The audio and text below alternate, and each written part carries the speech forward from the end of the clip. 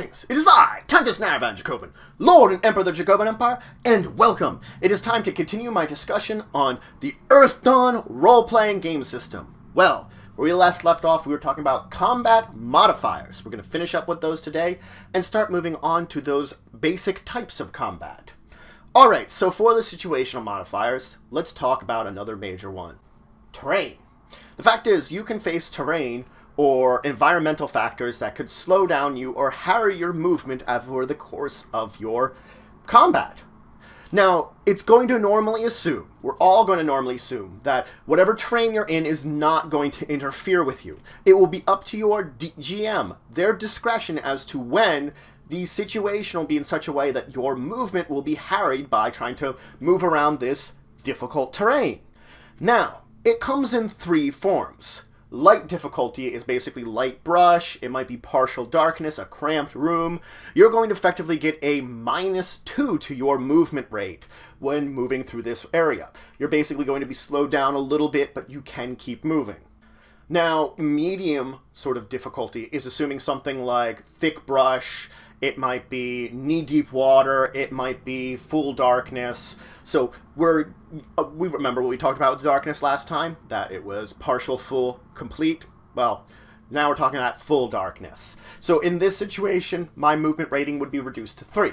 At the GM's discretion, it might be such in a way that if I'm attempting to make a lot of movement in the course of this, I have to make a dexterity 5 check, or I fall down. I basically trip over something, I fall to the ground because there's stuff around me that I could effectively trip on and I don't see, or I can't avoid because it's so difficult to avoid. So I might need to make that dex check. Again, GM discretion. Now, hard terrain is complete darkness, incredibly dense thickets that are insane, or water up to your waist. In this case, you're subtracting 4 to your movement rating, so it goes 2, 3, 4. Also, once again, similar to before, on a GM's discretion, when you're attempting to move around here, you may have to make a dexterity test 7 in order to avoid yourself being tripped or knocked down from my attempt to move in here. It is very important to note for any of these that regardless of how much movement penalty there is to your rating, you will always have a minimum rating of 1. So no matter what happens, no matter what you're going through, you can at least move on your turn. Maybe not fast, but you can at least move.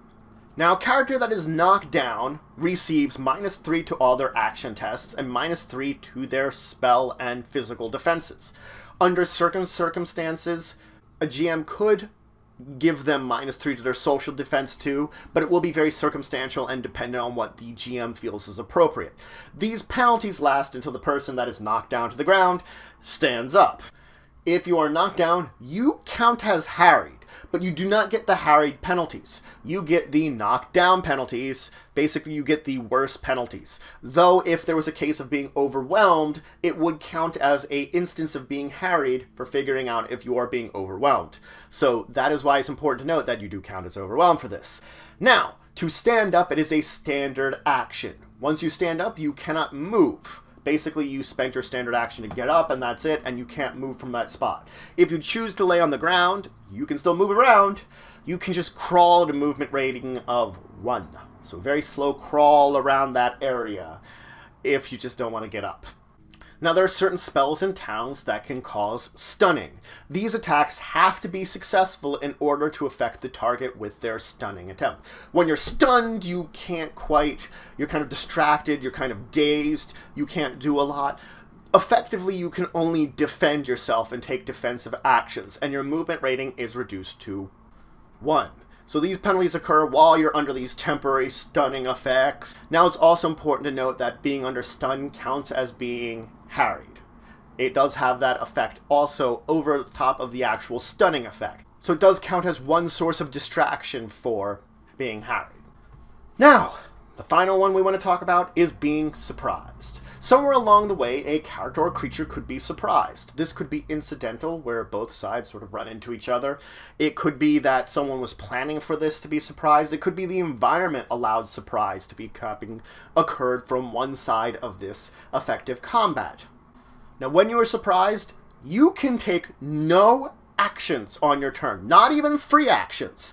You're basically like, ooh, oh, oh, oh. You also take a -3 penalty to both physical and spell defense for the course of being surprised, and you will be counted as blindsided. Now, this does not mean you get the blindsided penalties. You get the surprise penalties because they are more. But for any kind of effect that mentions you being blindsided, this counts as it as being part of being surprised. Now, your surprise will end at the end of the entire combat turn. Basically, you play through the combat turn, and at the end of there, you will remove the surprise because you would have been surprised for that round. Now, basically, to determine whether surprise occurs, any side that is attempting to be surprised, regardless of how it's being done, will make a perception test. Now, the difficulty of this test will be varied by the situation. It really will be GM determined. Traditionally, though, they will take the lowest dexterity step of one of the creatures that is attempting to surprise the other side and use that to set the difficulty for the perception step to detect the other side. Basically, the person that's the least stealthiest is what you use to determine whether one side notices the other. Again, if you succeed, you notice the opponent's, no surprise. If you fail, well, you're surprised. And we just have to continue mention here, it will be GM's discretion onto the exact difficulty numbers that you have to meet. Based upon the circumstances, it's going to be up to them to digress everything about this to a degree. They have their basic numbers I've mentioned, but they could technically use anything. Now let's move on from the situational modifiers and start talking about it in another important section. The fact is, we've talked about the base types of attack and damage, base combat in general.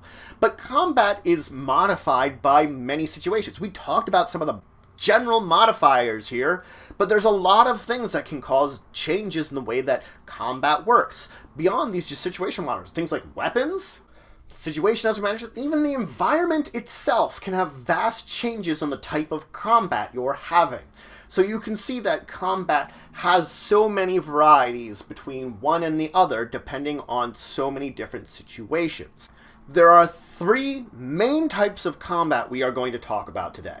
So they are close combat, which is your melee hits with a sword or an axe or something like that, or your unarmed strikes. It is ranged combat, which is your missile strikes with something like a bow, or your thrown strikes with something like a throwing dagger, and then your spell combat, which is using basically spells or other simpler types of mystical powers that would act like a spell. Each of these combats has their own unique rules. But that's it for today. I finished up talking about the various situations you can get into. Harried movement, basically being stunned, being surprised, and of course being knocked down. These happen very often, so it was very important for me to talk about these situations. Surprise is something that you're going to have to worry about. Difficult terrain that's going to harry your movement? Oh yeah. Now granted, being stunned a little less, but it does occur enough times. And being knocked down, well, that's common enough that we had to talk about. We had to go over these things so that you understand them. So if these situations occur in your combat, you're ready for them. Then we moved into talking about the 3 basic types of combat. We just went over the fact that there is this basic combat we've been talking about, but we want to sort of break it down even more to get into some of these situations so you understand them more. That's why in the next episode, we're going to continue to talk about these 3 basic types. We're just going to go over a little more before diving deeper into close combat for next time. And we're going to see what we're going to talk about that's important there. But if you have any questions, comments, anything you want to say, anything you think I left out, please leave in the comments below. Please like, share, and subscribe. It shows support the channel, the Empire, the work I do. If you want to show some extra support, you could always check out my Patreon. Link description below. There's some great rewards there to help to grow and improve the channel. But regardless, until the next time, I bid you farewell.